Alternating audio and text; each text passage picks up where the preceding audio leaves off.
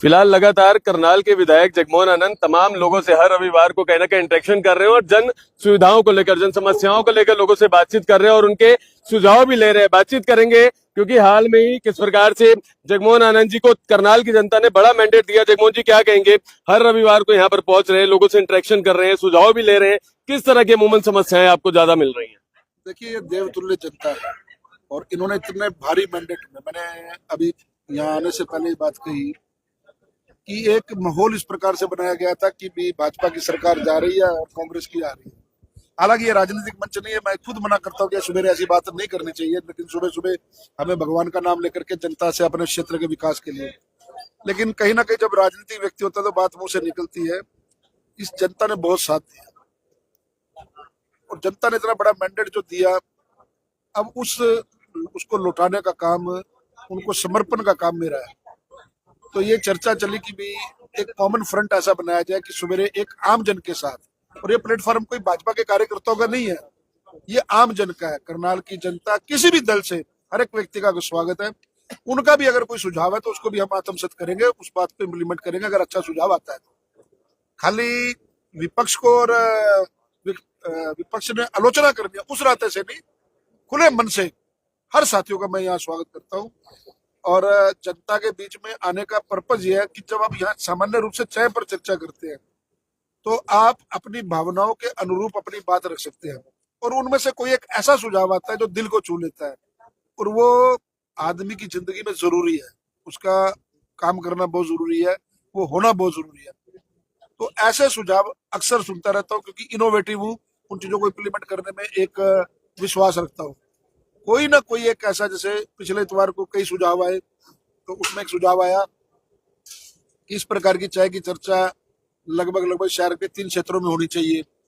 अब कुछ लोगों के पास साधन है या कुछ लोग सो के आलस के कारण उठ करके नहीं आते, तो अब मेरे को उनके पास जाना पड़े, वो भी बात है। तो ऐसी व्यवस्था भी अब रेक्टिफाई करने की कोशिश करें, क्योंकि चाय के ऐसे कई जगह स्थान है, हर जगह हर क्षेत्र में, क्योंकि विधानसभा का क्षेत्र बड़ा होता है, तो उसमें जाकर के बैठना और जनता के बीच में जाना, ये सुझाव था। आज दूसरा रविवार है, तो जनता के बीच में आया हूँ। आज नौकरियों के ऊपर चर्चा हुई कि इस प्रकार से नौकरियों की नीतियों की साथियों ने चर्चा करी, आमजन ने चर्चा करी, बड़ी अच्छी है। उसमें एक हमें सुझाव आया कि टैलेंट इस प्रकार से होना चाहिए, स्टेडियम दूर है और बच्चों को इस प्रकार से आने जाने में, अच्छी प्रतिभा के जो बच्चे उनके पास निश्चित तौर पर साधन नहीं होते, कई बार किसी ने कहा कि पैदल जा रहे हैं, किसी ने कहा साइकिल नहीं है, तो उनको कहा कि लिखित रूप में सुझाव दे। हमारे पास उद्योगपति होते हैं, उनके पास CSR फंड होता है, उनकी हम एडमिनिस्ट्रेशन से चेकिंग कराएंगे कि उनकी परिवार की आर्थिक स्थिति क्या है, और ऐसे बच्चों को साइकिल मुहैया भी जरूर कराएंगे ताकि वो अपनी छुपी हुई प्रतिभा या खेल की प्रतिभा को निखार सके। तो इस प्रकार के जो सुझाव है, ये राजनीतिक क्षेत्र में जब हम काम कर रहे होते तो नहीं आते हैं। यहाँ जब आप जन के बीच में बैठते हैं और चाय पर चर्चा करते हैं, तो अपने दिल की बात भी लोग करते हैं, अच्छी बात भी करते हैं, सरकार की आलोचना भी करते हैं, गलत नीतियों की अपनी बात भी रखेंगे। तो एक ये ऐसा प्लेटफॉर्म है, जब इसका निचोड़ निकलेगा, वो निचोड़ मंथन है जिसको मैं कहूँ, वो अच्छे के लिए होगा, हम लोग उसको इम्प्लीमेंट करेंगे। मैं सिर्फ जनता के बीच में, मेरा इनसे जुड़ने का सिर्फ यही एक कारण है कि इतना प्यार जनता ने दिया, लगभग 35,000 वोट से एक तरफा जीत जिसको मैं कहूँ उन्होंने दी। तो जब जनता ने इतना विश्वास किया है, तो जनता का सेवक बन करके, जनता के बीच में एक प्रतिनिधि बन के, कोई MLA बन के और कोई इस प्रकार का अहम पाल कर नहीं, परमात्मा डाउन टू अर्थ रखे तो जनता के बड़े बुजुर्गों की सेवा करते रहे, गरीब दीन दुखियों के काम आते रहे, और सब मेरे भाइयों के साथ, क्योंकि सब कर्मठ साथी, करनाल दानवी राजा कर्म की धरती है, और करनाल ने इतिहास बनाया, CM सिटी होने का इसको गौरव प्राप्त हुआ है। और आज भी माननीय मुख्यमंत्री जी अपने आप को CM सिटी से अलग नहीं कर पा रहे और ना करेंगे।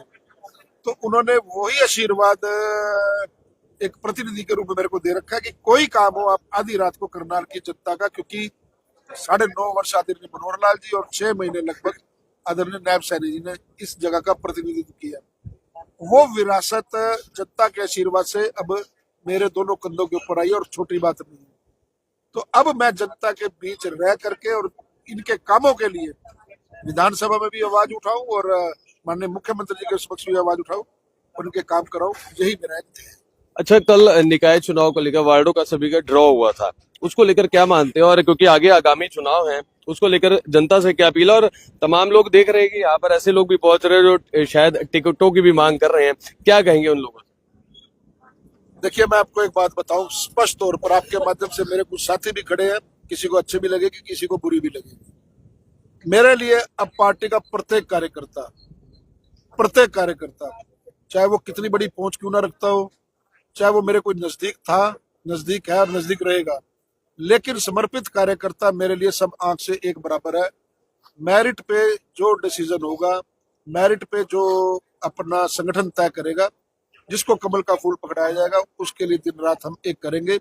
ये आपके माध्यम से करनाल के मेरे 20 के 20 वार्डों के प्रत्याशियों को स्पष्ट है।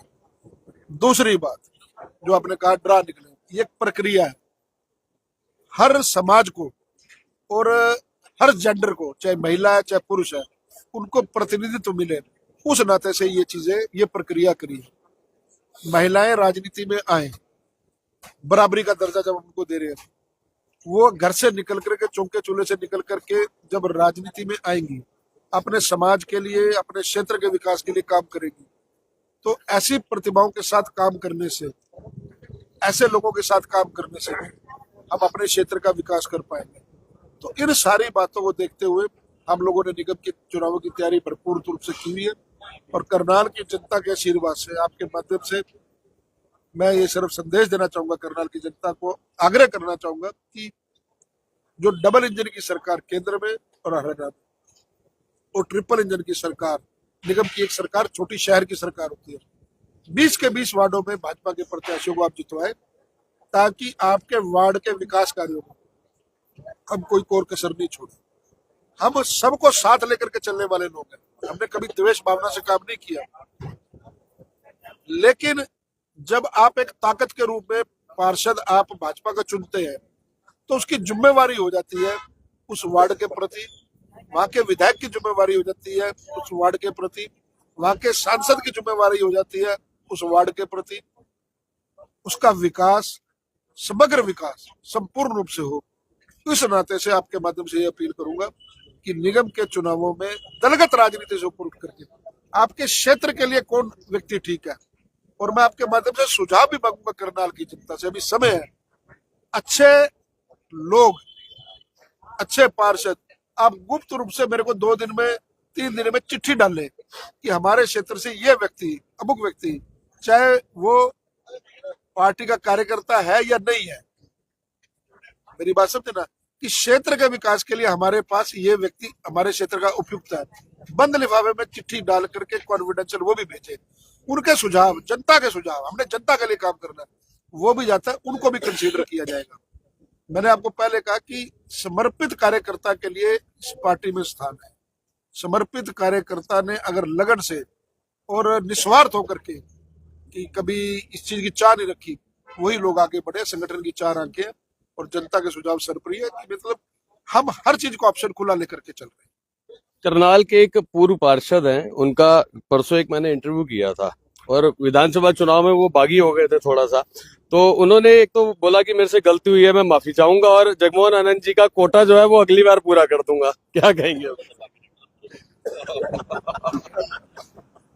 जगमोहन आनंद की क्या गारंटी है कि जगमोहन आनंद को अगली बार टिकट मिलेगी या नहीं मिलेगी? ये जनता गारंटी तो मेरी बात समझो ना, पार्टी की मेरी कोई जद्दी सीट थोड़ी है कि भाई अब मेरे को मिलेगी और अगली बार भी मेरे को मिलेगी।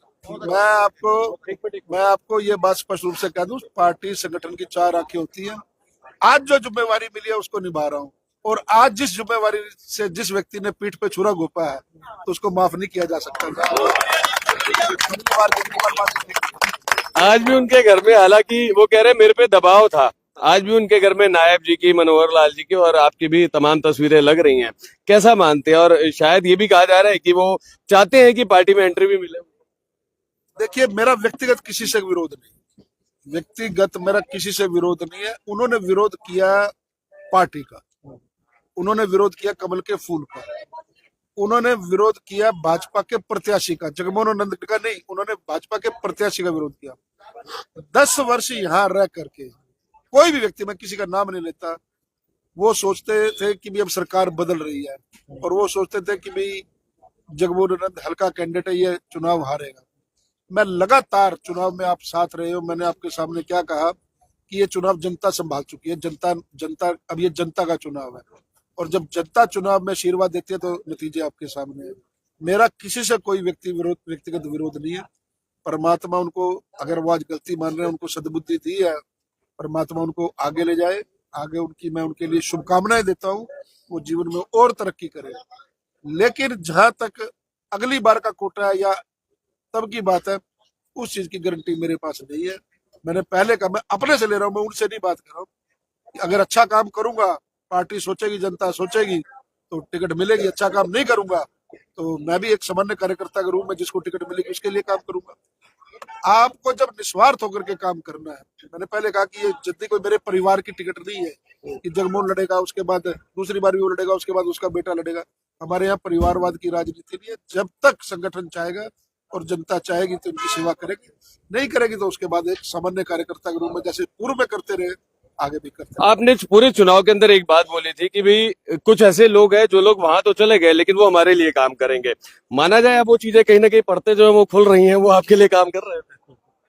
हाँ, निश्चित तौर पर कुछ लोग वहां पर गए थे, और वो क्या राजनीति के तहत, राजनीति सामने वाले जब सोच रहे थे कि भी हम ही राजनीति कर रहे हैं और वो आश्वस्त थे, तो ये रणनीति एक बनानी थी। तो उनकी सारे दिन की जो प्रतिक्रिया है, जो उनकी नीति है, क्योंकि वो धमकाना शुरू कर दिया था उन्होंने।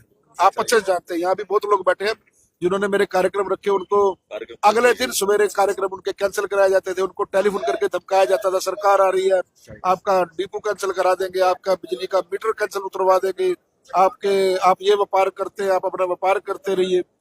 तो अब उन दिनों में फिर हमने थोड़ी सी रणनीति बदली, फिर हमने अपने जो जिनको वो अपना समझते थे और जो हमारे थे तो उनका भेजा, तो वो सारे दिन की जो अपना उनकी दिनचर्या होती थी उसके बारे में हमारे को फीडबैक देते थे, तो हमने उससे गुप्त रूप से काम किया और नतीजा आपके सामने।